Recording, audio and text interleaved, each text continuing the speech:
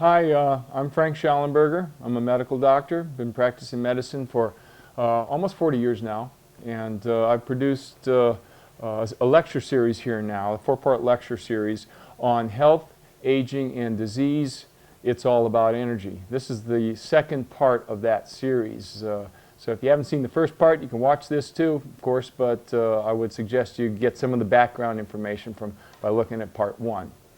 In part 1, I talked about how important energy production, how critically important energy production is to maintaining your health.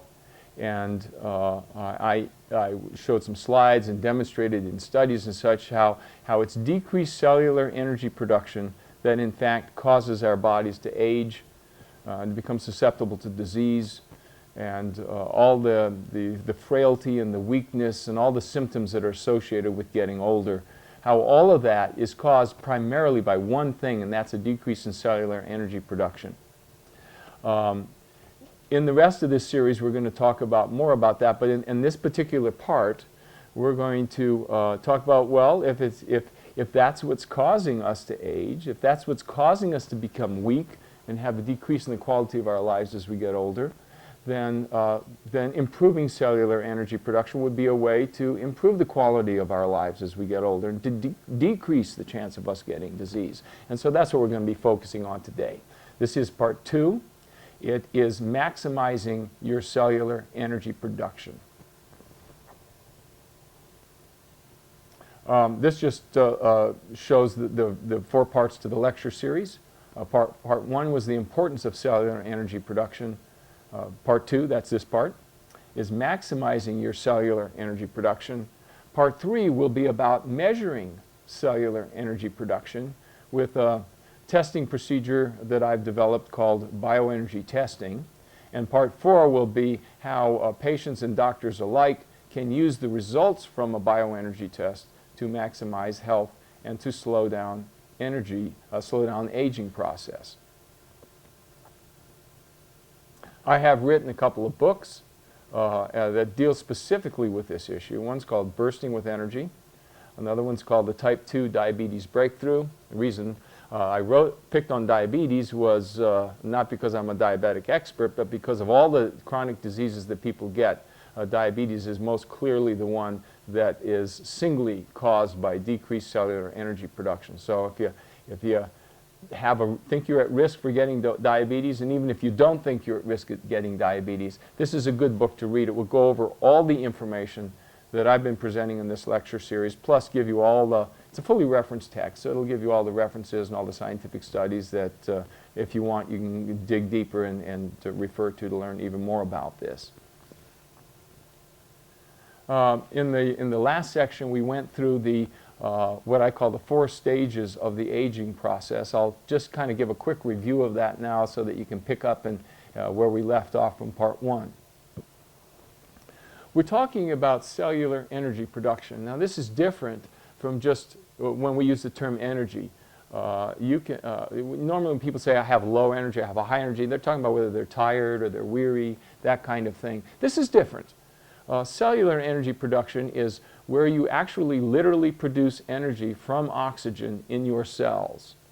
The efficiency at which you do that is what we're talking about. So if you can produce oxygen, if you can produce energy from your oxygen molecules that you're inhaling, in your cells, we could say you have very efficient energy production.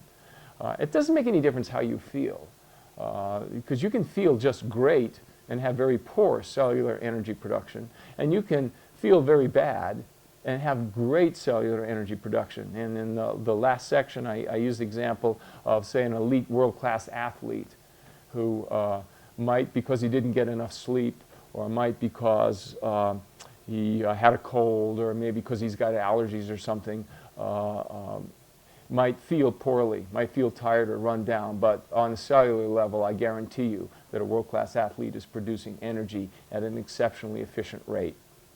By the way, all of that oxygen, almost 100%, virtually 100% of the oxygen that you and I suck in, that we breathe in, it only does one thing in the human body. It is used to produce energy in the cells. That's it. So if you want to get an idea of what it's like to not produce energy efficiently, For the next 5 minutes, start breathing through a straw. Okay? You'll cut down your oxygen delivery and immediately start cut down your energy production. And you'll get an idea of how it influences you. You won't like it. But that's the way a lot of people who are sick, a lot of people who just are aged or older are. They're like they could have been only breathing through a straw. In other words, they're not producing cellular energy very well. So these are the 4 stages of how that is. And let me just kind of go over this once again. The top line here is called maximum ATP production. ATP is the energy molecule that oxygen is used to produce. So this is the maximum amount of cellular energy you can make. This line right here is the maximum amount of cellular energy you make in the part of the cell called the mitochondria. It's that part of the cell where oxygen is used to make energy. So, and what oxygen does when it gets into the cell is it either burns glucose or it burns fat. We're going to talk more about this, by the way. But when oxygen gets into your cell, it goes in this little molecule called this little part of the cell called the mitochondria. In that mitochondria, the oxygen is either going to burn fat or it's going to burn glucose, and when it does that, it's going to produce ATP or energy. Now, there's 2 ways that you can produce energy. That's one of them, by processing oxygen. But there's another way, and that's called anaerobic energy production. Anaerobic means without oxygen. So there is a way that your cell can produce energy in the absence of oxygen, without oxygen at all. It's called anaerobic energy production. Anaerobic energy production is not efficient. It's not an efficient way to produce energy, and in fact, you can't live very long on it. A good way to assess how your anaerobic energy production is doing right now is just to hold your breath. Because what's going to happen when you do that is your oxygen levels are very quickly going to go down, and you're not going to be able to produce energy from oxygen after about a minute of doing that. And you're going to be producing predominantly most of your energy anaerobically. And you're going to find real quickly that that's not adequate to your needs. And in fact, if you couldn't start breathing within 3 to 4 minutes, of course, you'd be dead. So what anaerobic energy production is that ability to produce energy without oxygen. And then from here on down, its ability to produce energy with oxygen. This is what we're interested in, because here's what happens. When you're young and you're healthy and everything is perfect, or in fact, when you're old and you're healthy and everything is perfect, because that's very achievable, here's what you look like. Your maximum total energy production, which is the sum total of how much you can make anaerobically and how much you can make with oxygen, the sum of that is right at optimum. Okay? And you're producing energy by burning sugar optimally and energy by producing fat optimally, and you got a nice column here. Everything's adding up really quickly. The first thing that can happen to you, however, when you move from this column to this column, get a little bit closer to disease, that's what's over here, is that your ability to produce energy from fat goes down. And to compensate for that, you start producing more and more of your energy from glucose. Now, this leads to 2 things. When you produce more and more of your energy from glucose, it leads to 2 things. Basically, one, you're going to develop low blood sugar symptoms because your body cannot store much glucose. So if you start producing most of your energy from glucose, you're going to run out of glucose pretty fast. You're going to develop low blood sugar, and you're going to feel tired and run down, and you won't like it. The other thing that happens, because you're not burning fat efficiently, is you're going to start gaining fat, and you don't like that either. Now, many of you who have, gotten past the 35s and the 40s will start to recognize, you know what? I just seem to be accumulating fat a whole lot easier than I used to. Now, that's one way of you knowing that you're in this column now. You're no longer in this column. Okay? That's the first thing that we see. When people are moving away from health, they're starting to produce more and more of their energy from glucose and less from fat. But overall, their energy production looks pretty good. They're still up here. They look pretty good. Now, the next step that they go to is where they actually don't produce energy in their mitochondria very well at all. And in this step, they're not producing it well from fat, but they're not even producing it that well from glucose. So this is the first stage where their actual energy production from mitochondria begins to decrease. And we can measure this. So we can see this happening. But notice, once again, that their overall energy production is pretty good. because they've learned to compensate now by producing more energy anaerobically. So this would be a person over here would be a person that says, you know what, I feel pretty good. At least they may feel good. You know, I can go out and play golf, or I can, you know, run the 5 miles I used to run, or I can do all the same things I used to do. And he can do that, but he can't do it with the same level of efficiency. He's not doing it efficiently. He's doing it more and more anaerobically and less aerobically, and because of this, he's generating more and more free radicals, and his body's going to start breaking down faster. Now, in this central area here, notice this is where patients have what I call EOMD, or early onset mitochondrial dysfunction. That means from an early onset, their mitochondria aren't working. This may even start in their 20s. That means they're asymptomatic. Often people in here they feel great. They're not complaining about anything. Now, a lot of the times they do have some symptoms. But when they see their doctor tells them, you know what, you've got symptoms, maybe you've got headaches, maybe you've got digestive issues or whatever, but the fact is you don't have a disease and you're basically okay. Doctors call this functional symptoms. Or the other thing they may hear when they go to see their doctors, the doctor may say, you know what, at your age, what do you expect? You're what I call healthy for your age. In other words, you're not healthy, but you do have these functional symptoms, and you have moved in this territory, but you're not diseased either. And then finally, the fourth stage is, of course, where you go from here to here. This would be the fourth stage, wherein the actual energy production, anaerobic and aerobic combined, still falls below what would have been expected or hoped for. And now this stage is actually the stage of mitochondrial decay and disease, and this is where the whole thing becomes irreversible. So this can happen in your late 60s, your early 70s, and certainly your 80s. And you don't want to let it get to that point, because when it gets to that point, you will never be able to move all the way back to this column. You can improve your health. You can move it back in this direction, but you can't get back to square one. However, if we identify you in this category, yes, with proper therapy and by changing your lifestyle and doing a few things that we're going to talk about in this lecture series, you can definitely line yourself up back in the fully healthy category. So that's kind of the overview with what we're going to talk about at this point. We also discussed in part one, and I'm going to go over this very quickly, just a very quick review. You can go to part one and you can see that in more detail. But we discussed how these lifestyle and nutritional issues lead to early onset mitochondrial dysfunction, which leads to increased free radical formation, the decreased ability to contain those free radicals. That combination is deadly. It leads to the actual destruction of your mitochondria, which of course further decreases your mitochondrial function. This is a vicious cycle we get trapped into somewhere between the ages of 35 and 55. And as this vicious cycle is going along, we're starting to age and our bodies are starting to break down and develop degenerative disease. The point here is it all starts with decreased cellular energy.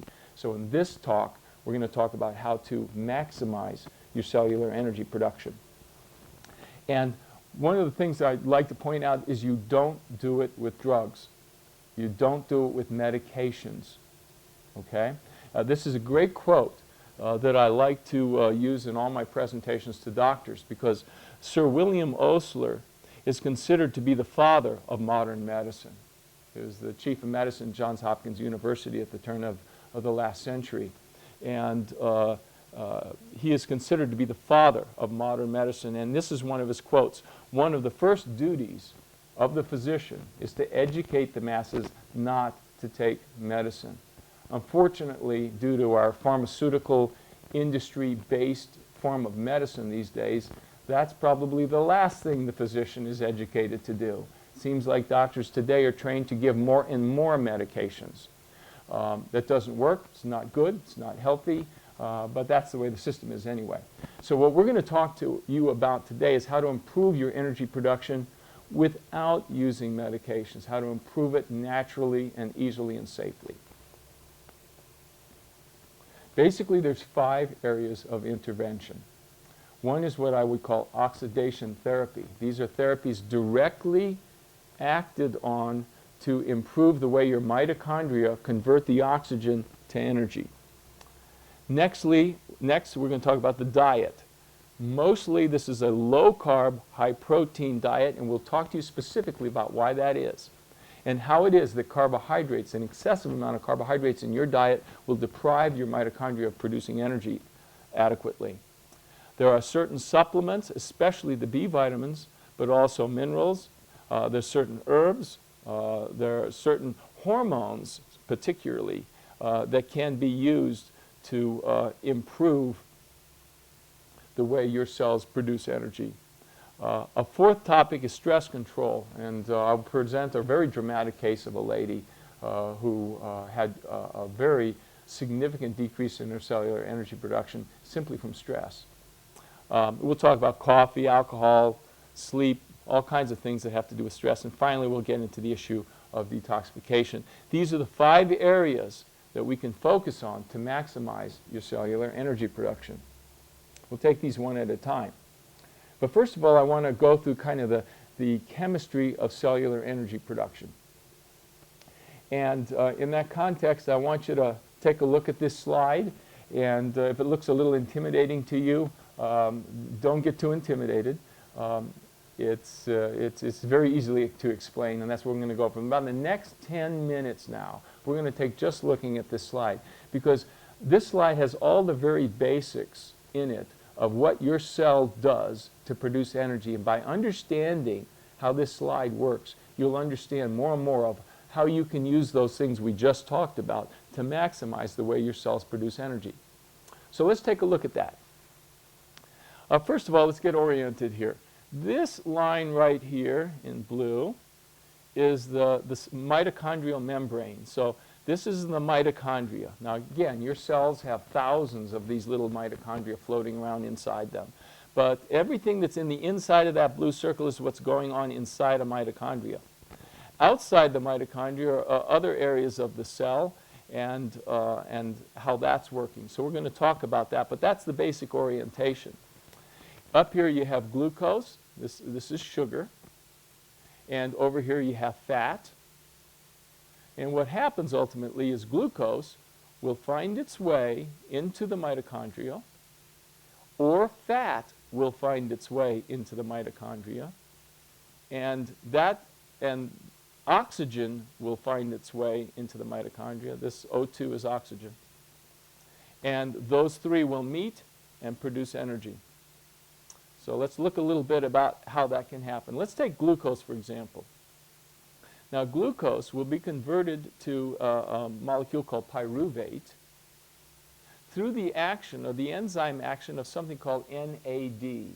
That stands for nicotinamide adenine dinucleotide. I don't like to say that. Probably nobody else does either. So we'll just say NAD. Now, NAD is made from the vitamin niacin. So remember that, because what we're going to talk about at some point is how valuable niacin is and how much niacin we use up all the time and how important it is to replace niacin. But that's where niacin goes. It is used to make NAD.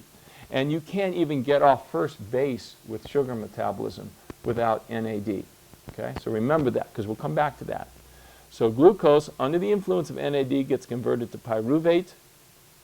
Pyruvate then, under the influence again of NAD, gets converted to acetyl coenzyme A. So you can see how important NAD is in sugar metabolism, okay? Acetyl coenzyme A is the substance in the mitochondria that goes through this biochemical cycle called a Krebs cycle. And in the process of acetyl coenzyme A going through the Krebs cycle, a number of things happen. First of all, what happens is that NAD is converted to NADH.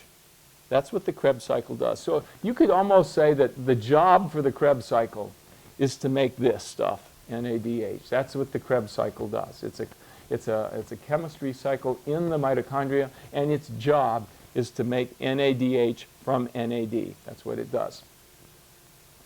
Also, you could say that the reason the Krebs cycle works is because NAD makes it work. Because without NAD, the Krebs cycle can't work.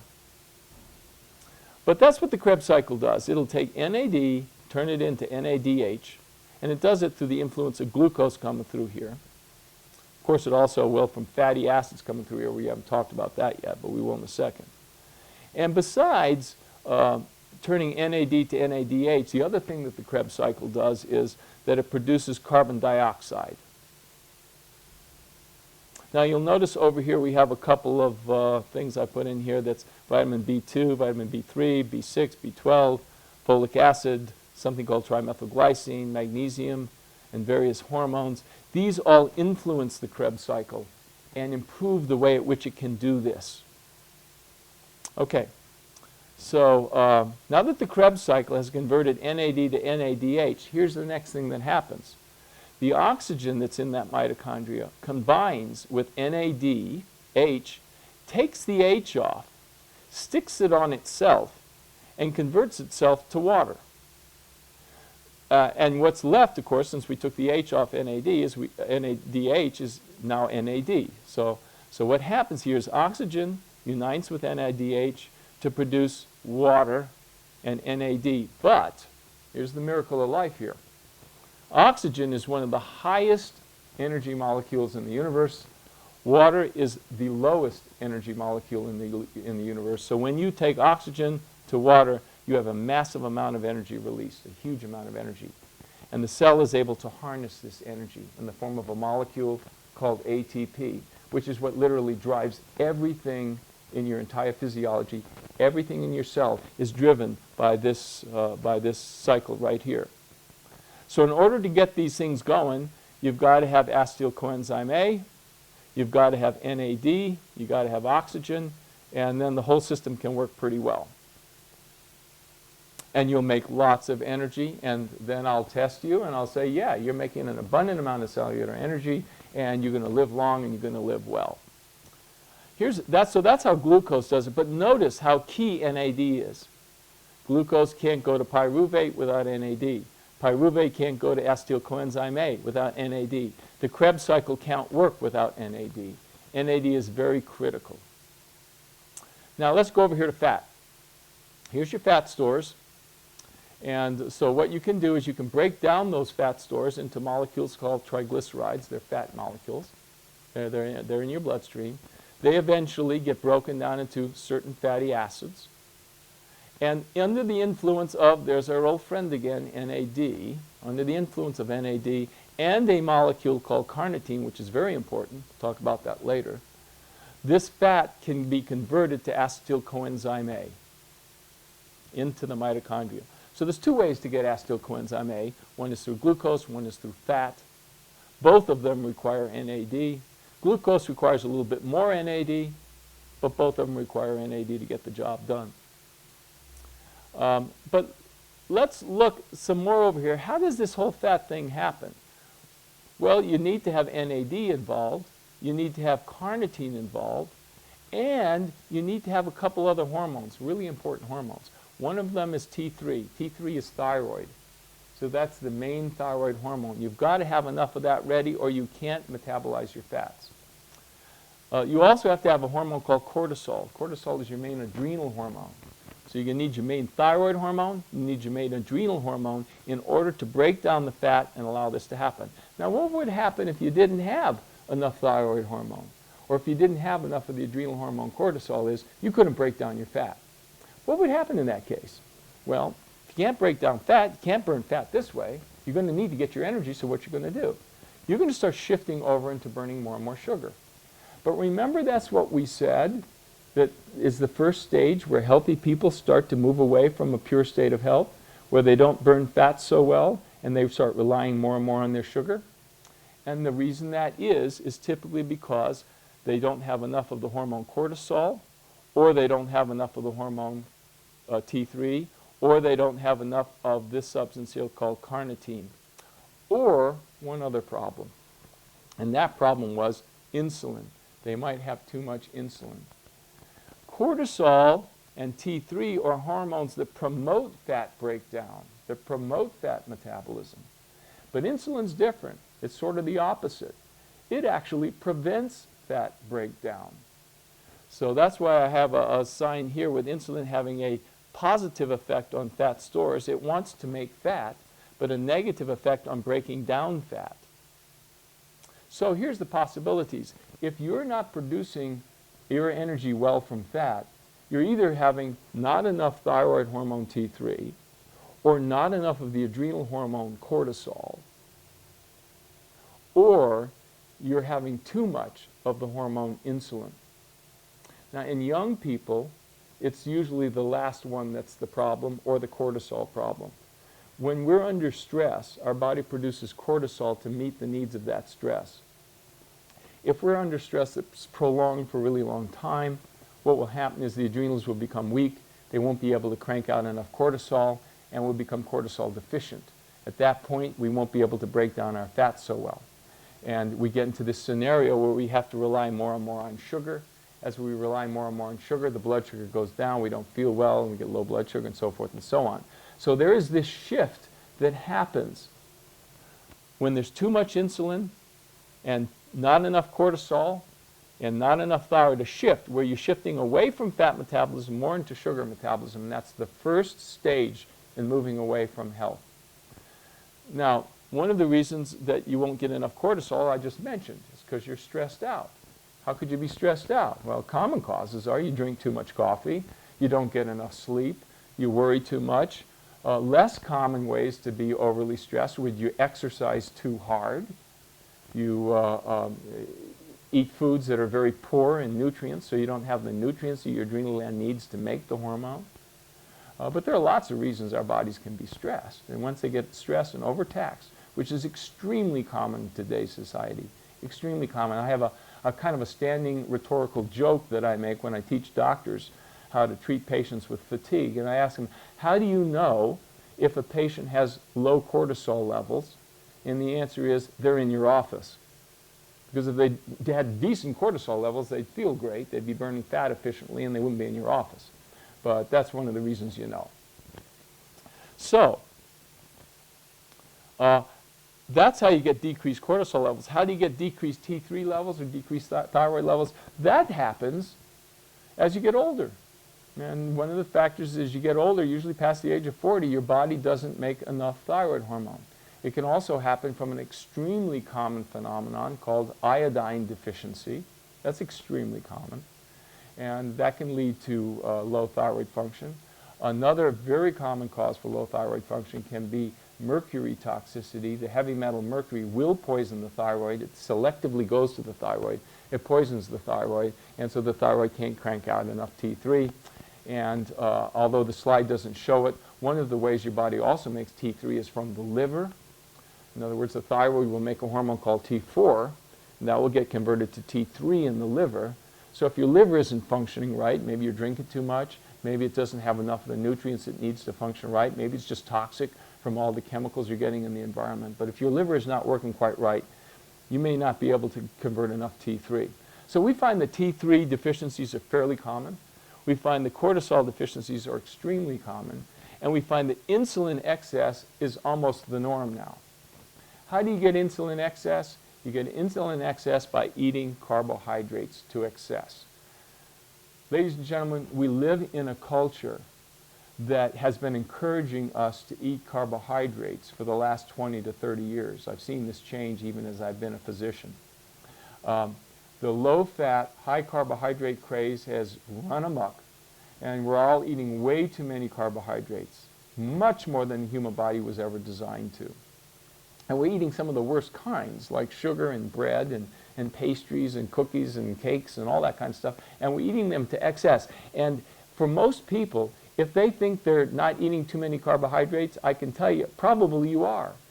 If you think you're on a low-carbohydrate diet, you might be, but you also might not be, because our culture is so imbued with the idea of eating these things all the time that it's very easy to be lulled into thinking that you're having a healthy carbohydrate intake when in fact you're really over the line. Because when you eat too many carbohydrates, you produce that hormone insulin. And that's the biggest problem we have. People eat too many carbs, they have an overproduction of insulin, they're stressed, they don't get cortisol, and their thyroids are poisoned, they don't get thyroid hormone. As a net result, fat metabolism goes down the tubes, we start living off sugar. Now, here's the problem. That's the first stage of low energy production. But here's the problem. Ultimately, as you start living off sugar, a funny thing starts to happen. If this oxygen thing isn't totally perfect, if this Krebs cycle isn't totally perfect, which it's easy not to be, folks, because a lot of hormone deficiencies will impinge on the Krebs cycle. A lot of nutrient deficiencies will impinge on the Krebs cycle, okay? So if this system is entirely perfect, glucose will go the other way. And remember, I told you could make energy without oxygen. Energy that's made from oxygen is made in the mitochondria, right down here. But there's another way to make energy. I got a little e there. It's not a big E, because you can't make much energy that way. But you can make energy that way. This is called anaerobic energy production. This is where glucose, under the influence of NAD, gets converted to pyruvate.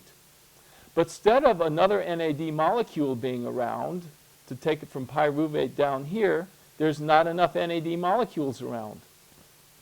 I'll tell you why that is in a second, but just know from now, you're going to get deficient in NAD, and as you get deficient in NAD, glucose is going to start to do the following. Well, it can't go this way, so what's it going to do? It's going to go this way, and pyruvate will be converted to lactate, and in the process of that, there's a small amount of energy released. But notice what happens when pyruvate goes to lactate.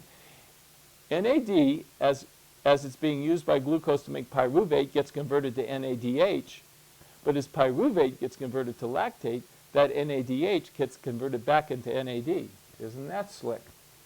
So that even though you're using the NAD up, you're replacing it as pyruvate goes to lactate. So you could actually got a little cycle going on here.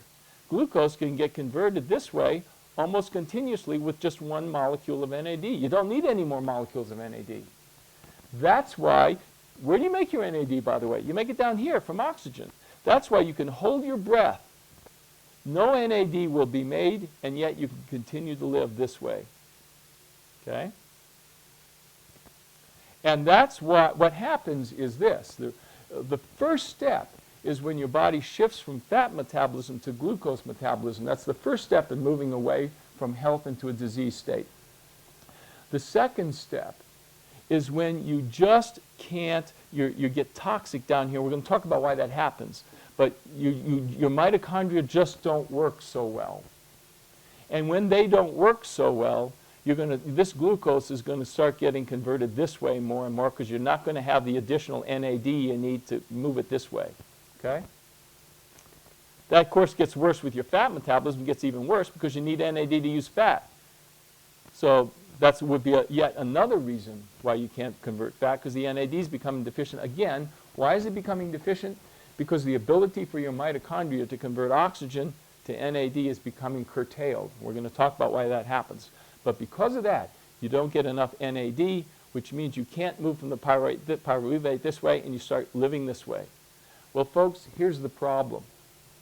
Over time, you're going to get more and more of your energy produced this way, and less of it produced this way. And as you do that, you're going to be producing lactate, more and more lactate. Lactate is an acid. It's the primary acid in the human body. As you produce more and more lactate, your body's going to become more and more acidic. As it becomes more and more acidic, your body's going to break down and fall apart. Also, since you can't produce energy this way, you can't get the big burst of energy, your cellular energy production actually goes down, because this is just a little energy. So you get kind of a double whammy over time, and that is you're producing more and more of your energy from sugar. You're running out of sugar. You need to feed that fire by eating more and more carbohydrates. The more carbohydrates you eat, the more insulin you make, the less fat you can burn. It just worsens the situation. Not only that, as you live more and more off sugar, you're getting hypoglycemic, you're feeling bad. Not only that, you're producing less and less energy. And if that weren't bad enough, you're producing more and more acid, and your body's becoming more and more acidic. You're well on the way to premature aging and disease. Now, there are a lot of books out there that tell you, listen, acidosis, an increased amount of acid in the body, is what causes disease and aging, and they're right. What they're wrong about is they keep on insisting that that has to do with the foods that you eat. They say you should eat alkaline foods and not acid foods, because if you eat acid foods, that's what makes acid in your cells. That's just flat out wrong. Although you do make acid from acid foods, it's inconsequential to the amount of acid that you make from lactate. The amount of acid from lactate is thousands of times more than the amount of acid you're going to get from your foods. So if you don't want to have an acid system, the answer is not necessarily to start reducing eating acid foods and start eating alkaline foods. That's not going to get you anywhere. What's going to get you somewhere is to improve your cellular energy mechanism so you produce less and less lactate. That's what's going to work for you. And that's what we're going to talk about more. But I want you to understand from this slide that as you age, as you get older, you start living more and more up here. You start making more and more lactate. Now, the liver can convert the lactate back into sugar, so this actually is a nice little system. You can actually start living more and more up here, and that's what people do as they get older. And that's what gives them this tremendous propensity for becoming weaker and more frail. Their body starts breaking down, and they become much more susceptible to disease and all the other effects of aging. Now, one thing I didn't tell you, and I want to mention this right now, is shortness of breath. You know, you've seen people that will get out of a chair and walk maybe 10 feet and they're kind of short of breath, or they walk up a flight of stairs and they're short of breath. Why is that? It could be they have something wrong with their lungs, of course, but I'm talking about people where there's nothing wrong with their lungs, there's nothing wrong with their heart. Why is that they get short of breath? It's because of this lactate molecule. Because what's happening here is in the human body, lactate gets converted to carbon dioxide. I don't show it on the slide, but that's what happens. And as you get more and more of this carbon dioxide from lactate produces, you have to exhale the carbon dioxide, you've got to get rid of it, and you do that by breathing harder and harder. So that's another clue to know if you're moving in this direction. One of the clues is if your blood sugar's falling. Another one of the clues is if you're starting to gain weight easily. And the third one of the clues is if you're starting to get short of breath just walking up a flight of stairs or doing something that ordinarily shouldn't make anybody short of breath. Okay, what else can I talk about? I guess I should mention right in here that there's this molecule called ADP. I'm getting a little technical now, so I hope I don't lose any of you guys. But ADP is what ATP is made out of, okay? It's made out of ADP. And down in here, in order to harness this energy, you need ADP. So if you don't have enough ADP, that's going to be a problem. Now, I'm not going to belabor this too long, but you're going to see in another slide, at least especially for your physicians or scientific types, you're going to see that ADP comes from energy production. So it's another vicious cycle that we're going to see. Before we leave this slide, I just want to point out down here, notice TFAs are trans fatty acids. They're common in many mass-produced foods. They don't occur naturally to any degree at all, but they occur quite a bit in processed foods. They will shut down this process. So will heavy metals and certain other poisons called uncouplers. The premier uncoupler is arsenic. Arsenic poisoning is an example of a total shutdown here. You don't live very long after you take arsenic because of that. But other heavy metals such as lead, cadmium, nickel, these are all heavy metals that can poison this system right in here and are very common. The amount of lead in our bodies today is in the order of 200 times more than it was in the average body only 100 years ago. So we do have more of these. These tend to shut these down, and these are the kinds of things that we battle. So as I go through the next few slides and we start talking about this, I'll periodically reference back to this slide so we can put it in context, and you can start to get an idea of how your body works, how it makes energy, what you can do to make energy in a better way, and also what you can do to worsen your energy production. I won't spend much time here because this is somewhat of a complicated topic, but I did want to mention this. This is what's called the methylation cycle.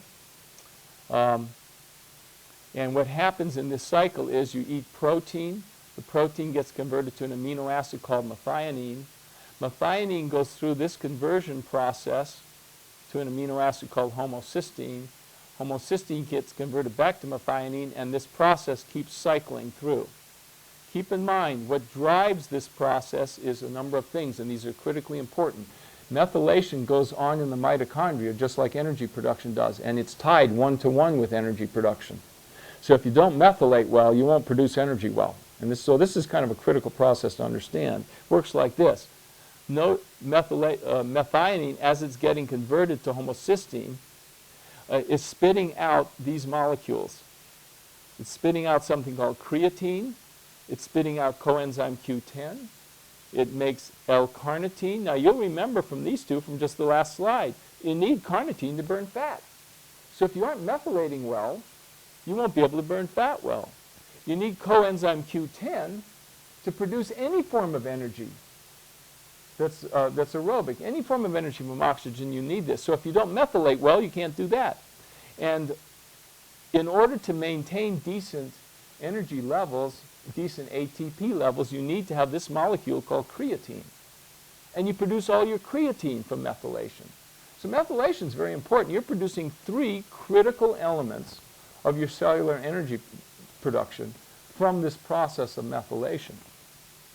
The other one, you produce a 4th one. You produce this adenosine. Maybe remember in the last slide I was telling you about ADP, adenosine diphosphate. That gets converted to adenosine triphosphate, which is what harnesses the energy that you make in your mitochondria. In order for your mitochondria to make that energy, you have to have ADP around, right? You get your ADP from this. So you can see the methylation is absolutely critical to producing energy well on the cellular level. Now, in order to keep this process going, there's a couple of things you need. Presumably, the one that stood out to you most is this. You need ATP. Methylation won't even work without energy production. You've got to have energy production to even get off first base with this. So it's a vicious cycle. The less energy you produce in your mitochondria, the less the methylation can work in your mitochondria. The less the methylation can work in your mitochondria, the less energy you can produce in your mitochondria. It's a vicious cycle. So it's critical to make sure that you're methylating well. And what do you need to do this? You need folic acid and methylcobalamin, or methyl B12. And these nutrients are absolutely critical. Physicians that have been around for a while and that just empirically know if their patients are tired or run down or something's not right, you can give them a shot of folic acid and methyl B12, and they'll perk right up. And this is why. So it's very easy to run out of methylcobalamin, which is just another way of saying methylvitamin B12. And it's very easy to run out of folic acid. So when we talk about nutrients, these are nutrients that I consider extremely important to keep your cellular energy production levels up high. And then there's this substance, TMG. TMG stands for trimethylglycine. It's a natural substance. It's found in legumes.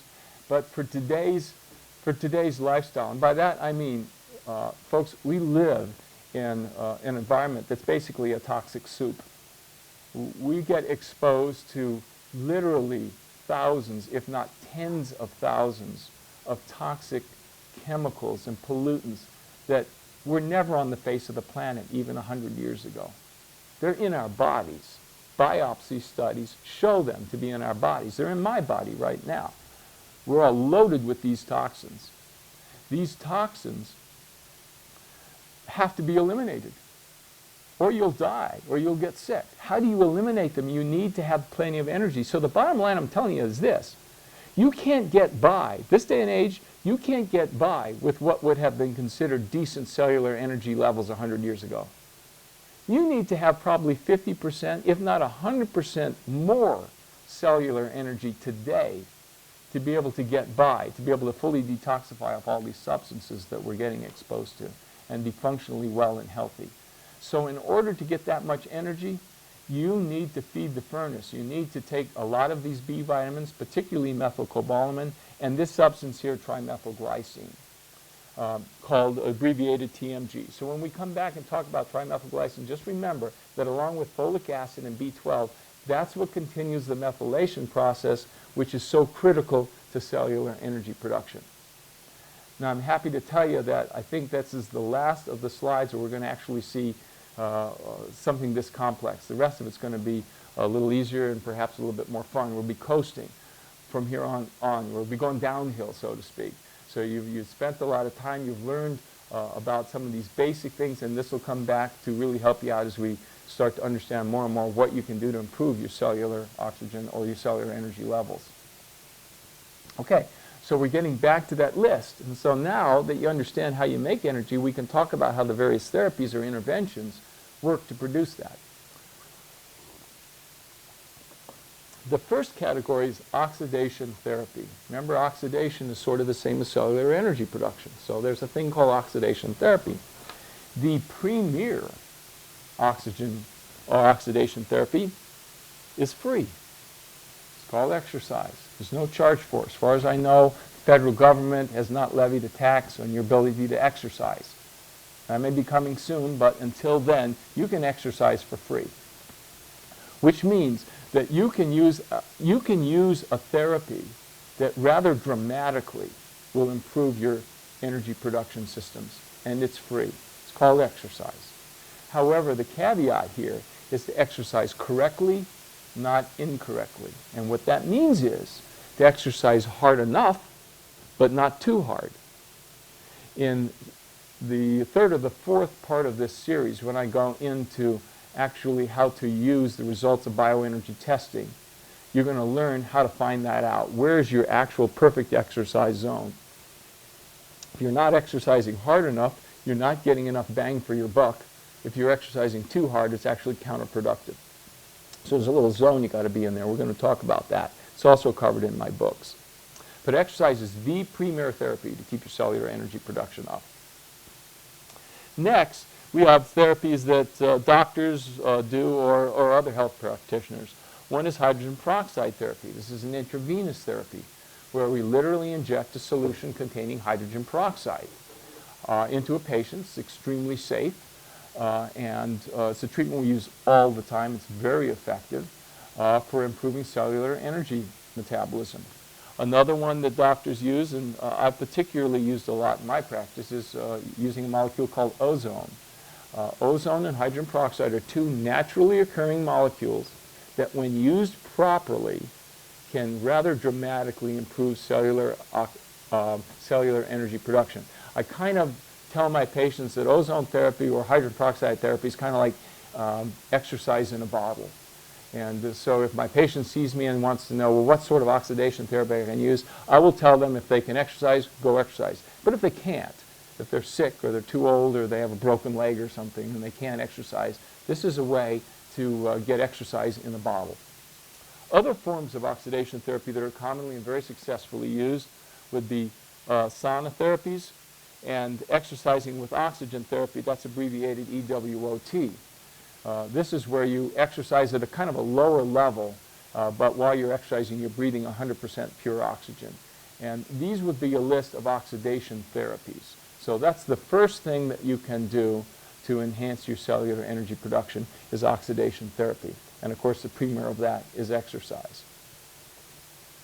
Now, diet therapy. By now, you might have figured out what predominantly is a problem with your diet.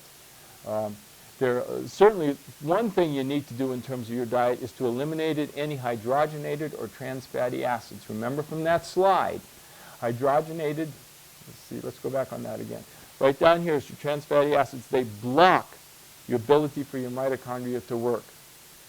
So stay away from these hydrogenated fats and trans fatty acids. They don't exist in nature. They're man-made. At least they don't exist in nature to any extent.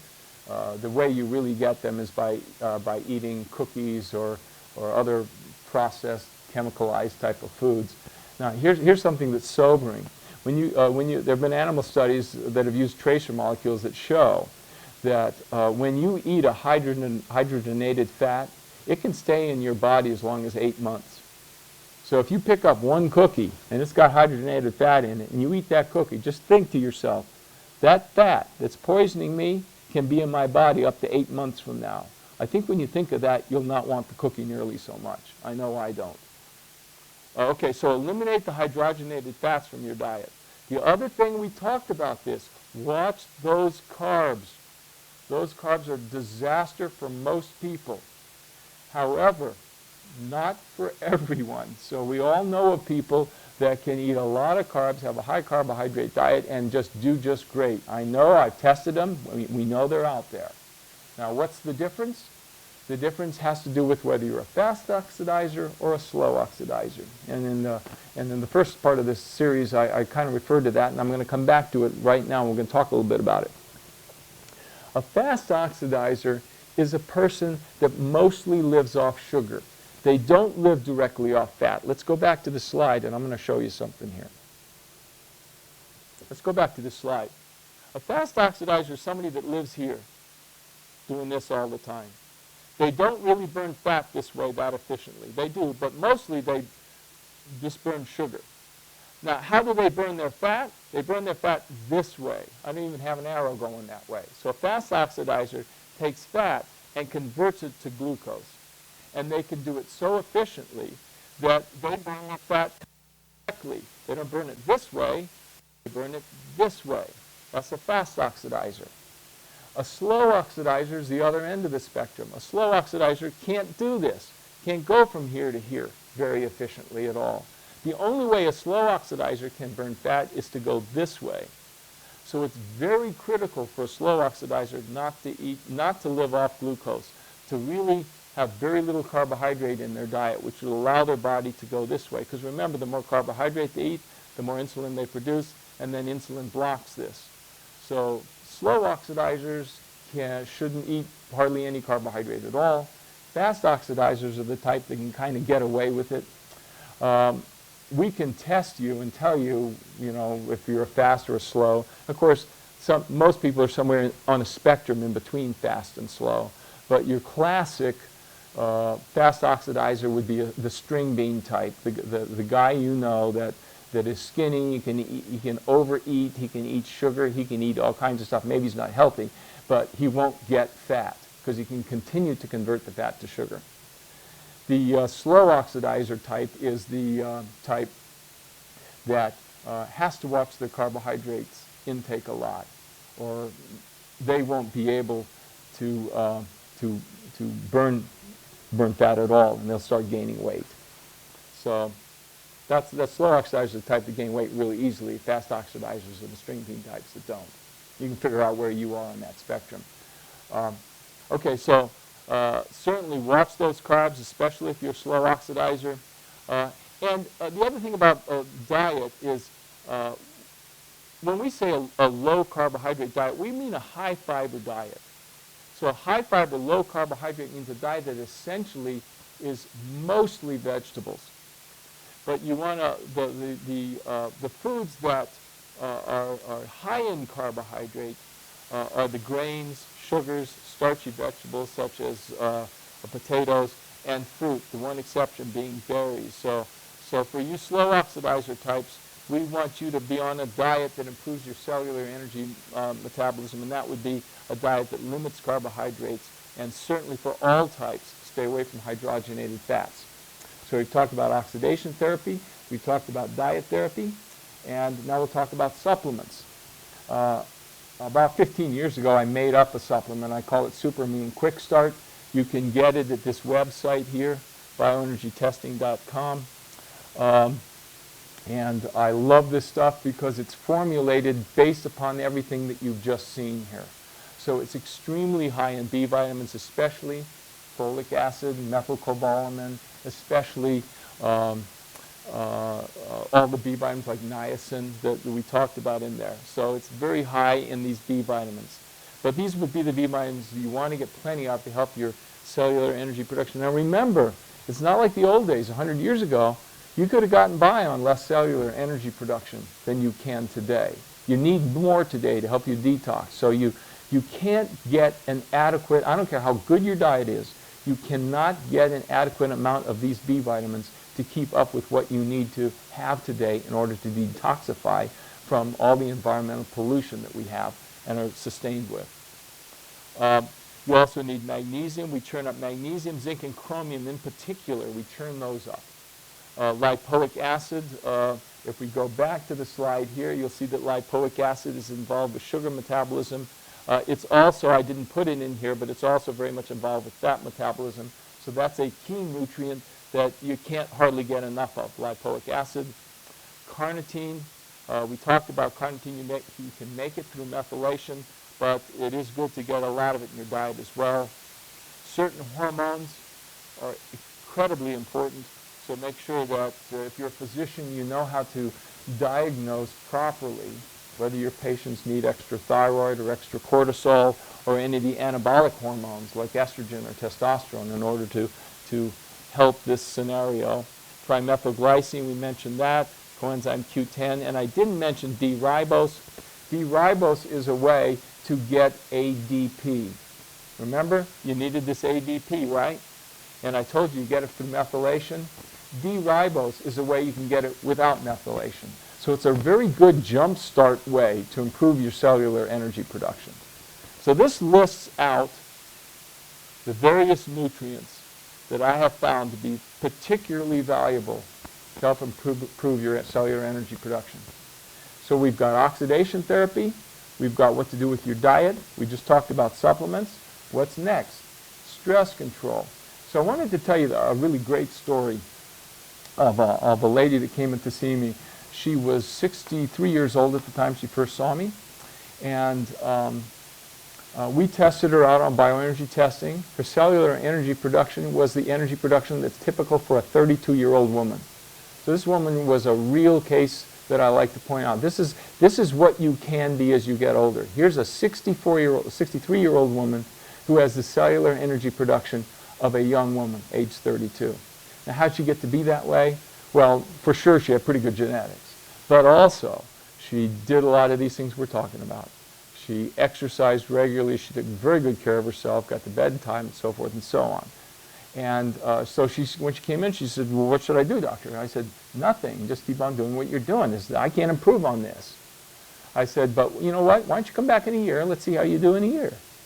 So she said, okay. She came back in a year, we tested her again. She tested out just the same way. So now she's 64, I think, and still having youthful energy production. I told her the same thing, just keep doing what you're doing. I said, but you know what, I know you so well now, you don't even have to come back in a year, come back in 2 years. So she comes back in 2 years, and guess what? This time her energy production is down. This time she has the energy production that's more like the average 65-year-old woman. So when I saw her numbers, I immediately thought, well, something must have happened. She must have stopped exercising, or maybe she'd gotten in an accident, or maybe she was poisoned. I don't know what happened, but I figured something like that had to happen. Turns out that's not what happened. She was still exercising the same way, eating the same way. Everything in her life was absolutely identical to the way it had always been. Still taking the same hormones, everything the same, except one thing. And that was she had been highly stressed for this last year. Her sick mother had moved in to live with her. She had Alzheimer's. She couldn't get a decent night's rest. She was constantly worried. And even though she did all these other things, the stress itself was enough to bring her cellular energy production to 1/2 of what it had been. So stress is a very dramatic curtailer of cellular energy production. Now, when I say the word stress, I mean these kinds of things that are listed on the slide here.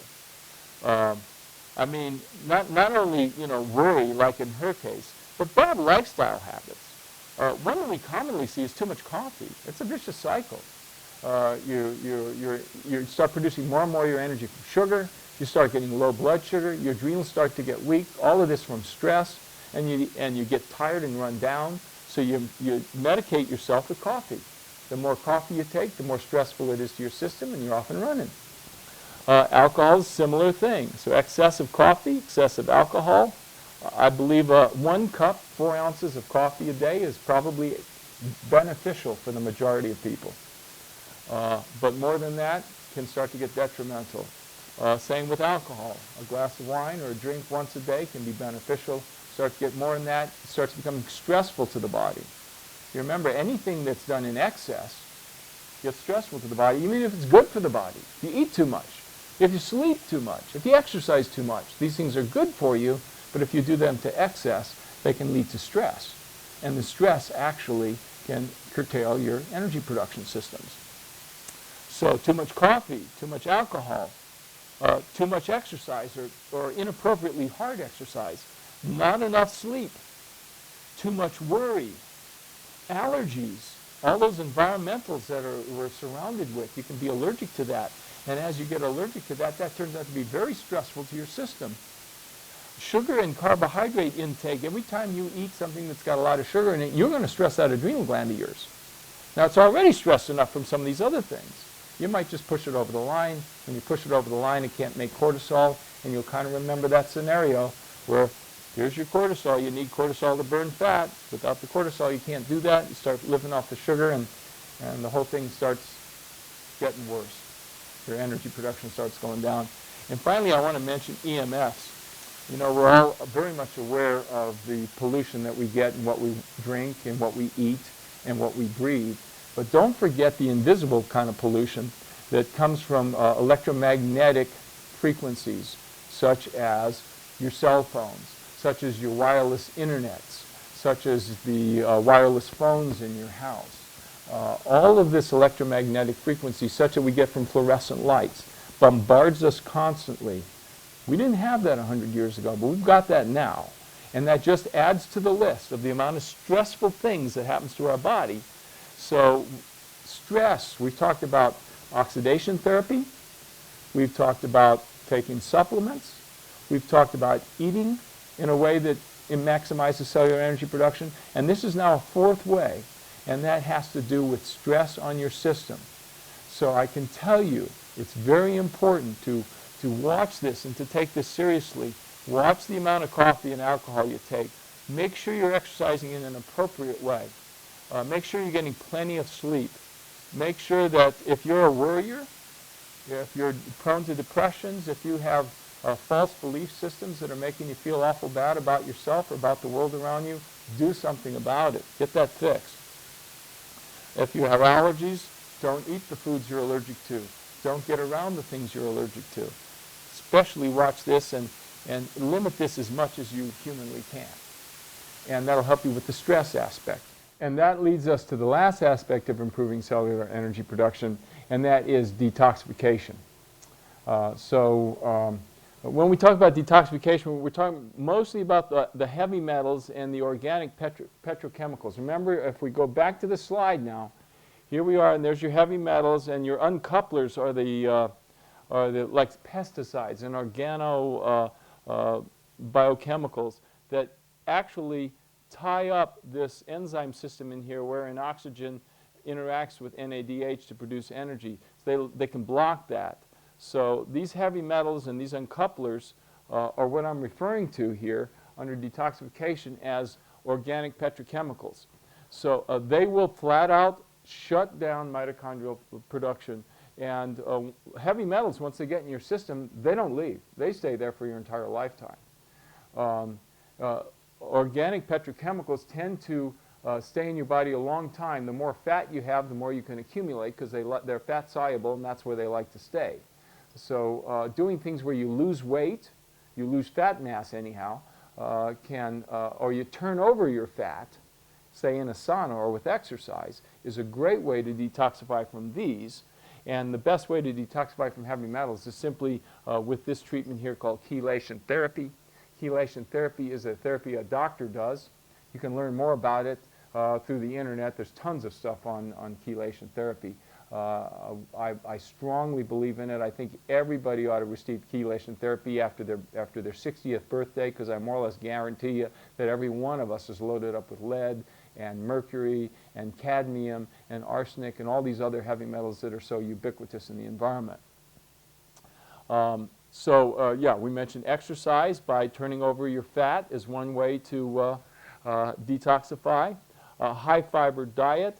The way the body detoxifies these chemicals is it spits them out through the liver, and the chemicals get bound up on fiber. So the more fiber that's in your diet, the better you can detoxify. The powder that I mentioned just a little bit a while ago, the super immune quick start powder that I make up for my patients, not only does it have all the vitamins in it, but it has a bunch of herbs in there that are designed to help your liver do this detoxification process. And as I say, there's no way we can get away from these toxins, so you might as well admit you got them and set about to do things to help your body eliminate them. High fiber diet, liver supplements. The Super Immune Quick Start is loaded with the liver supplements. Saunas, I like infrared saunas. We use them here at the clinic, and they can be very beneficial to help the body mobilize fats and get rid of these toxins. And basically anything that improves cellular energy production will enhance your body's ability to eliminate these toxins, because remember that the method that the body uses to eliminate the toxins is all 100% dependent on cellular energy production. So you get to have this vicious cycle. The more toxic you get, the less energy you can produce. The less energy you produce, the less you can get rid of the toxins. So just to recap, final recap, if you want to improve your cellular energy production, you want to make sure that your diet is correct, make sure that your supplement, you should have supplement intake and make sure that it's correct, make sure that you're exercising or receiving some form of oxidative therapy, make sure that you're detoxifying, and make sure you're dealing with the elements of stress. And that's it for this section. In the next section now, in part 3, we're going to be talking about how to measure cellular energy production with a testing system I've developed called bioenergy testing. And so you've learned why it's important to maintain your cellular energy production. You've learned how the kinds of things you can do to optimize and maintain your cellular energy production. Now we're going to learn how you can measure your cellular energy production and find out if you're doing a good job at that.